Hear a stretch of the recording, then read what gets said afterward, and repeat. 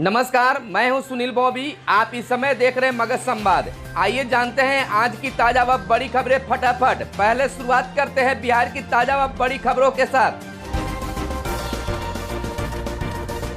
बिहार से कोरोना का बड़ा अपडेट। बिहार में 1820 नए संक्रमितों की पहचान। बिहार में 1820 नए कोरोना संक्रमित मरीजों की पहचान की गई है। यह एक बार में नए मरीजों की पहचान की सर्वाधिक संख्या है। इसमें 737 संक्रमितों की 23 जुलाई और 1083 की 22 जुलाई को पहचान की गई है। पिछले 2 दिनों में पटना में सबसे अधिक 561 नए संक्रमित मिले। वहीं गया में 147, सारण में 121, रोहतास में 101, मुजफ्फरपुर में 99, भागलपुर में 81 नए संक्रमितों की पहचान की गई है। प्राप्त जानकारी के अनुसार राज्य में अभी कोरोना के 10,457 एक्टिव मरीज हैं। इसका इलाज कोरोना के लिए डेडिकेटेड मेडिकल कॉलेज अस्पतालों, डेडिकेटेड हेल्थ आइसोलेशन व कोविड केयर सेंटर में किया जा रहा है। अभिभावक नहीं चाहते हैं स्कूलों में बंटे मिड डे मील। कोरोना के बढ़ते संक्रमण को देखते हुए बिहार के सरकारी स्कूलों में पढ़ने वाले बच्चों के अभिभावक नहीं चाहते हैं कि स्कूलों में मध्याह्न भोजन बांटा जाए। उन्हें डर है कि यदि ऐसा हुआ तो बच्चों की भीड़ स्कूलों में लगने लगेगी और यदि उस भीड़ में एक भी बच्चा कोरोना संक्रमित हुआ तो शेष में भी संक्रमण का खतरा बढ़ जाएगा। बिहार के अभिभावकों की मध्याह्न भोजन योजना को लेकर यह राय बिहार सरकार के शिक्षा विभाग ने केंद्र सरकार के मानव संसाधन विकास विभाग तक पहुंचा दी है। गौरतलब है कि केंद्रीय मानव संसाधन विकास मंत्रालय ने हाल ही में बिहार सरकार के अभिभावकों से अगस्त, सितंबर या अक्टूबर में कब स्कूल खोले जाए को लेकर सुझाव देने की कहा था। 17 से 20 जुलाई तक राज्य भर में यह रायशुमारी हुई। उसके बाद बिहार शिक्षा परियोजना बीईपी ने शिक्षा मंत्री कृष्णनंदन वर्मा और अपर मुख्य सचिव आर.के. महाजन से विमर्श किया। विमर्श के बाद एमएचआरडी को अवगत करा दिया गया है। बिहार के अभिभावक बच्चों की सुरक्षा से कोई समझौता नहीं करना चाहते, इसलिए वह चाहते हैं कि अगस्त में तो स्कूल नहीं खोले जाएं। आगे भी स्थिति सामान्य होने पर यह स्कूल का संचालन हो सके। गंडक का कहर, सारण तटबंध टूटा, 34 गाँव डूबे। नेपाल ने गंडक नदी के 4,36,000 घनसेक पानी छोड़ा तो सारण और चंपारण तटबंध 3 जगह टूट गया। इसके अलावा कई जगहों पर पानी बांध के ऊपर से बहने लगा। गोपालगंज जिले के मांझागढ़ में सारण तटबंध 2 स्थानों पर ध्वस्त हो गया है। इससे 34 गांव जलमग्न हो गए। उधर रेल पुल में बाढ़ का पानी टकराने के कारण दरभंगा समस्तीपुर रेलखंड पर ट्रेनों का परिचालन ठप हो गया है। समस्तीपुर से ट्रेन अब सीतामढ़ी रूट होकर चलाई जा रही है। वहीं पूर्वी चंपारण के सुगौली में भी रेल ट्रैक पर बाढ़ का पानी चढ़ गया है। हालांकि यहां किसी तरह का परिचालन जारी रखा गया है। इधर बताते चले कि गोपालगंज जिले में रिंग पायलट व जमींदारी बांधे बरौली, गोपालगंज सदर, मांझागढ़ और बैकुंठपुर में टूट गया। गुरुवार की रात को देवापुर में व पुरैना में सारण तटबंध के टूट जाने से बरौली के 20, सिंधवलिया के 4, मांझागढ़ के 5 और बैकुंठपुर के 5 नए गांव बाढ़ की चपेट में आ गए हैं। इधर यह भी बताते चले कि इस बीच विभाग से जारी बुलेटिन के अनुसार 7 प्रमुख नदियां लाल निशान से ऊपर बह रही है। कल लाल निशान से ऊपर पहुंची पुनपुन अब नीचे उतर गई है। पटना के पीपापुल लाल निशान से 3 सेंटीमीटर नीचे बह रही है। गंगा भी लाल निशान से अभी बहुत नीचे है। अनिवार्य सेवानिवृत्ति मामले में शिक्षक भौचक। कार्य कुशलता की समीक्षा के आधार पर अक्षम पाए जाने वाले 50 वर्ष से अधिक आयु के कर्मचारियों को अनिवार्य सेवानिवृत्ति का फैसला शिक्षक संगठनों के गले नीचे नहीं उतर रहा है। इसका शिक्षक संगठनों ने विरोध शुरू कर दिया है।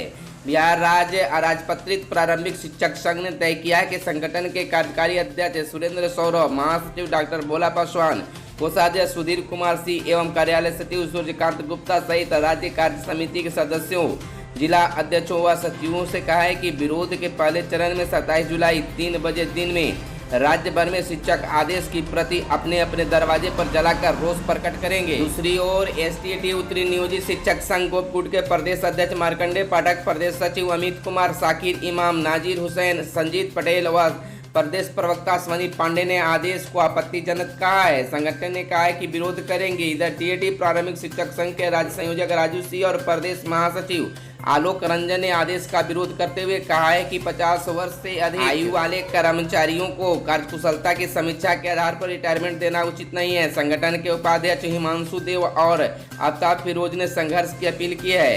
इस बीच परिवर्तनकारी शिक्षक महासंघ के कार्यकारी प्रदेश संयोजक नवनीत कुमार और प्रदेश संगठन महामंत्री शिशिर कुमार पांडे ने कहा है कि सेवानिवृत्ति की आयु बढ़ाने के बदले कार्यों के मूल्यांकन के आधार पर 50 वर्ष से अधिक आयु के कर्मचारियों को सेवानिवृत्ति उचित नहीं है। संगठन ने सरकार से कहा है कि इन्हें पुनर्विचार करने की जरूरत है। छत्तीसगढ़ की भांति वेतनमान की नियोजित शिक्षकों की मांग।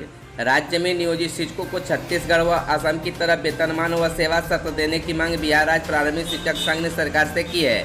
संगठन के प्रदेश अध्यक्ष प्रदीप कुमार पप्पू ने कहा है कि छत्तीसगढ़ में अनुबंध पर काम करने वाले अस्थायी शिक्षा कर्मियों का स्थायीकरण कर उन्हें वहां के शिक्षकों की भांति वेतन और सुविधाएं दी गई है। असम में भी एडिशनल टीचर को अस्थायी शिक्षक की भांति वेतनमान एवं सुविधाएं दी गई है। स्वतंत्रता दिवस पर नहीं होगा सामूहिक कार्यक्रम, गृह मंत्रालय का आदेश। केंद्रीय गृह मंत्रालय ने कोरोना के कारण स्वतंत्रता दिवस मनाने के लिए आज सभी राज्यों और केंद्र शासित प्रदेशों को परामर्श जारी किया है। गृह मंत्रालय ने राज्य सरकारों, केंद्र शासित प्रदेशों, सरकारी ऑफिसों और राज्यपालों को भेजे गए इस परामर्श में कोरोना का ध्यान में रखते हुए कहा है कि 15 अगस्त के मौके पर सामूहिक कार्यक्रमों का आयोजन न किया जाए। परामर्श में स्वतंत्रता दिवस मनाने के लिए तकनीकी का इस्तेमाल करने के लिए कहा गया है। मंत्रालय के दिशा निर्देशों में कहा गया है कि कोरोना संक्रमण के खतरे को देखते हुए मास्क लगाना, सैनिटाइजेशन और सोशल डिस्टेंसिंग का पालन करना जरूरी होगा। स्वतंत्रता दिवस पर भीड़ इकट्ठा न हो, इसका ख्याल होगा। इसके अलावा केंद्रीय स्वास्थ्य मंत्रालय द्वारा पहले से जारी दिशा निर्देशों का पालन करना भी जरूरी होगा। गौरतलब है कि राज्य सरकारों को ये सलाह दी गई है कि डॉक्टरों, हेल्थ वर्कर और सफाई कर्मचारियों को स्वतंत्रता दिवस के कार्यक्रम में उनकी सेवा के लिए सम्मान देने के तौर पर आमंत्रित किया जाए। जो लोग कोरोना संक्रमित होने के बाद स्वस्थ हो चुके हैं उन्हें भी कार्यक्रम में बुलाया जाए। डीएलएड संयुक्त प्रवेश परीक्षा टली। बिहार विद्यालय परीक्षा समिति ने डीएलएड संयुक्त प्रवेश परीक्षा 2020 को एक बार फिर स्थगित कर दिया है। यह परीक्षा 10 अगस्त को होने वाली थी। बिहार बोर्ड द्वारा यह निर्णय कोविड-19 महामारी के बढ़ते मामलों को लेकर किया गया है। इसकी जानकारी सभी केंद्राधीक्षक, सभी जिलाधिकारी, जिला शिक्षा पदाधिकारी, वरीय पुलिस अधीक्षक को दे दी गई है। इससे पहले यह परीक्षा जुलाई में होने वाली थी, जिसे बोर्ड ने स्थगित कर दिया था। प्राइमरी व सेकेंडरी शिक्षकों की नियुक्ति पर टली रोक।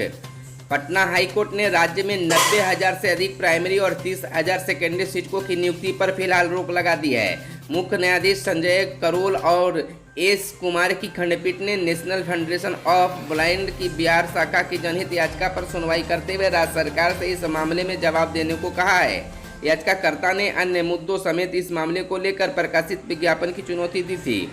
उनकी तरफ से अधिवक्ता सुरेंद्र कुमार सिंह ने अदालत को बताया कि प्राइमरी और सेकेंडरी स्कूलों में शिक्षकों की होने वाली नियुक्ति में दिए गए रोस्टर के मुताबिक दृष्टिहीन दिव्यांग के लिए 400 सीटें होनी चाहिए, लेकिन सिर्फ 98 सीटें आरक्षित की गई है, जो पर्याप्त नहीं है। एक अन्य याचिका में राज्य सरकार की तरफ से अपर महाधिवक्ता पीके वर्मा उपस्थित हुए।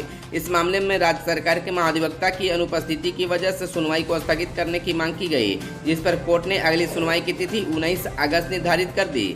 इस अगली तिथि पर महाधिवक्ता भी उपस्थित रहने का कहा गया है। कर्मचारी ही क्यों, अक्षम नेता भी हटे।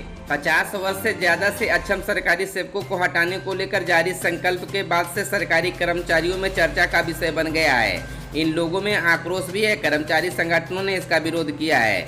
बिहार पुलिस मेंस एसोसिएशन के भागलपुर शाखा के सचिव रामू रविदास ने कहा है कि हमारे महासंघ की ओर से इस आदेश की निंदा की जाती है। हम लोग इस निर्णय के खिलाफ आंदोलन करेंगे। उन्होंने कहा कि सिर्फ कर्मी ही क्यों, नेता क्यों नहीं, इनके कार्यों की भी समीक्षा होनी चाहिए और अक्षमता के आधार पर हटाया जाना चाहिए। नेता बुढ़ा होने पर पदों पर बने रहते हैं और ऐसे उम्र में हम कहां जाएंगे। प्राथमिक माध्यमिक शिक्षक संघ ने भी विरोध जताते हुए कहा है कि इस ढंग से सेवानिवृत्ति कराए जाने संबंधी आदेश का संघ भर्त्सना करता है। दिल्ली के एम्स में वैक्सीन का मानव परीक्षण शुरू। दिल्ली के एम्स में शुक्रवार को कोरोना की वैक्सीन का ट्रायल शुरू हो गया। पहले दिन 30 साल के एक युवक को वैक्सीन दिया गया। टीका देने के बाद उसे किसी भी प्रकार का रिएक्शन नहीं हुआ। 2 घंटे बाद उसे अस्पताल से छुट्टी दे दी गई। एम्स में ट्रायल के प्रमुख शोधकर्ता डॉक्टर संजय राय ने कहा कि ट्रायल शुरू हो गया है। अब धीरे धीरे ट्रायल को वॉलंटियर की संख्या बढ़ाई जाएगी। डॉक्टर राय ने कहा कि ट्रायल के पहले चरण सुरक्षा के मायने से बहुत ही महत्वपूर्ण है, इसलिए हमने वैक्सीन के बाद मरीज को 2 घंटे तक निगरानी में रखा। वॉलंटियर के 7 दिन बाद दोबारा जांच करने के लिए बुलाया जाएगा। 24 नवंबर तक रहेगा घरेलू विमान सेवाओं पर प्रतिबंध। नागर विमानन मंत्रालय ने शुक्रवार को घरेलू हवाई यात्रा सेवा पर जारी प्रतिबंधों को 24 नवंबर तक बढ़ाने की घोषणा की। इसके साथ ही मंत्रालय ने कहा कि देश में घरेलू विमान किराए के लिए तय ऊपरी और निचली सीमा में 24 नवंबर तक कोई बदलाव नहीं होगा। मंत्रालय ने 21 मई को यह सीमा तय की थी, जो 24 अगस्त तक प्रभावी थी। मंत्रालय ने इस संबंध में कहा कि कोविड-19 से उत्पन्न मौजूदा हालात के अनुरूप केंद्र सरकार ने निर्देश दिया है कि आदेश 24 नवंबर 2020 रात 11:59 तक या फिर अगले आदेश तक प्रभावी रहेगा। आपके जानकारी को लेकर बता दें कि फिलहाल देश में घरेलू उड़ानों का संचालन बहुत सीमित स्तर पर किया जा रहा है। हाई कोर्ट ने कोरोना पर मांगी रिपोर्ट। राज्य में कोरोना की वर्तमान स्थिति पर पटना हाई कोर्ट ने रिपोर्ट मांगी है। कोर्ट ने कोरोना संक्रमण से जूझ रहे लोगों को बेहतर इलाज और स्वास्थ्य सेवा एवं अस्पतालों की व्यवस्था पर विस्तृत रिपोर्ट मांगी है। कोरोना मरीजों के जांच एवं इलाज की व्यवस्था का पूरा तलब किया गया है।